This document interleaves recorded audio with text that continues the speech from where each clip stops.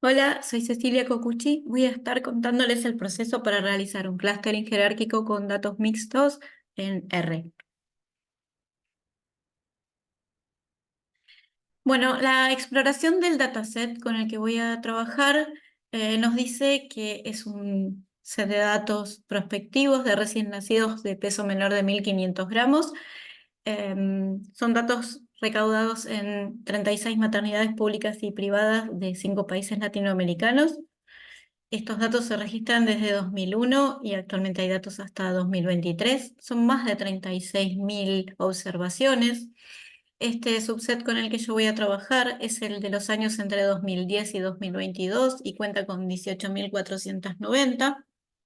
Y de las 247 columnas originales que tiene, yo tengo seleccionadas 28. Dentro de esas, 7 son variables de resultados. Las variables que tengo son 22, que van a ser tipo factor, binomiales o multinomiales de 3 y hasta 31 niveles. Hay 6 variables que son numéricas continuas y lo que codifican estas variables son datos maternos, datos perinatales, datos de la atención inmediata del recién nacido y datos de resultados al alta o de fallecimiento.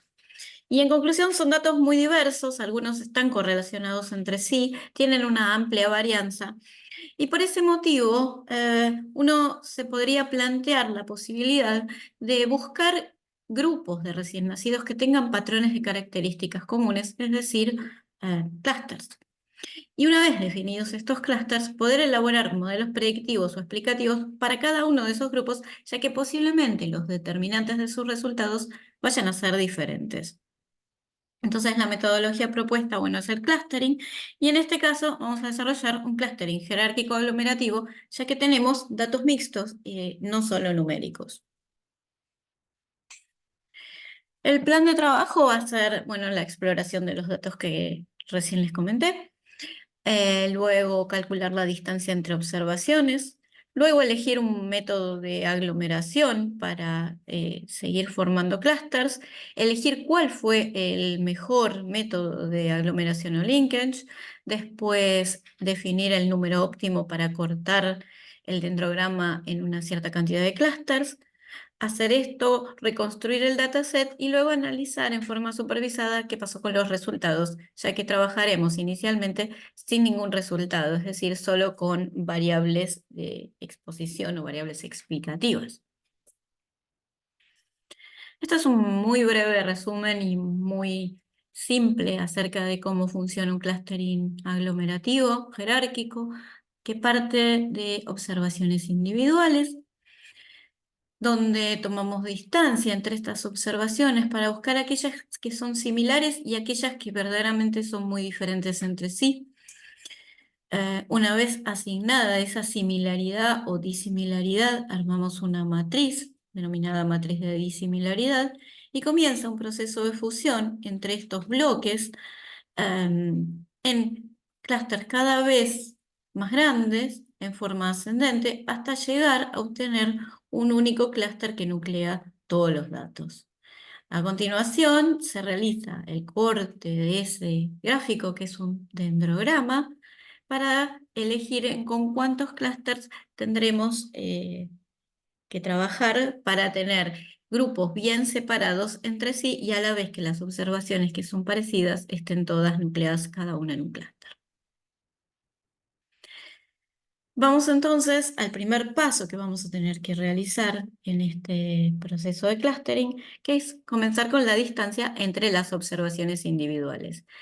Y existen múltiples técnicas, acá están listadas las más comunes, pero nuestro dataset tiene datos mixtos, es decir, que tiene variables que son continuas y variables que son categóricas. Y esto es una limitación importante, ya que la mayor parte de las distancias entre observaciones requieren datos numéricos. Hay técnicas con las que podemos convertir datos categóricos en datos numéricos, pero siendo que podemos utilizar la distancia de Gower que permite trabajar con datos mixtos, no lo vamos a hacer. Veamos un poquito qué es la distancia de Gower. Acá tenemos la fórmula general. Y en esta fórmula vemos que hay dos componentes.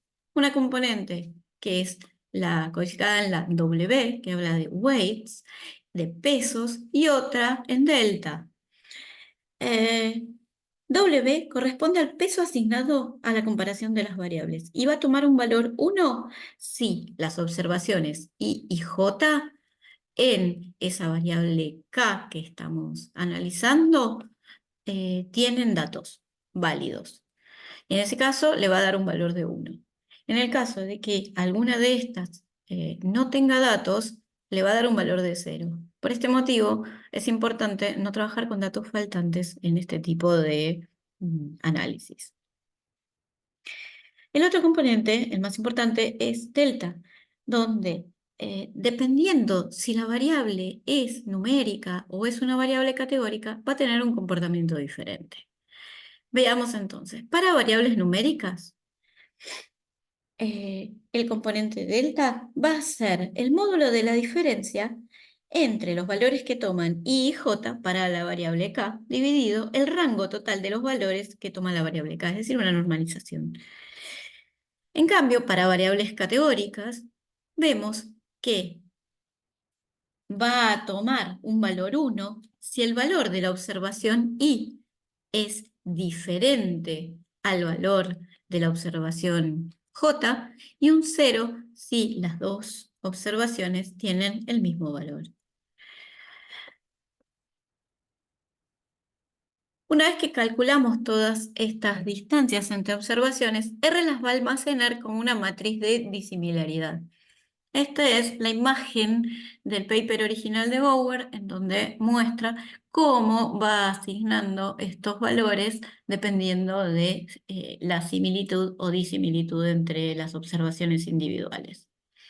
Entonces, la matriz de disimilaridad es básicamente esto, una representación matricial de las diferencias entre los pares. Es importante considerar que R, ahora lo vamos a ver, almacena los datos de disimilaridad como un objeto, pero que si necesito que sea específicamente una matriz para R, cosa que vamos a necesitar, hay que convertirlo a matriz y posteriormente después se puede convertir a un data frame. Entonces vamos a ir ahora a R, voy a dejar de compartir y vamos a ver el código en R.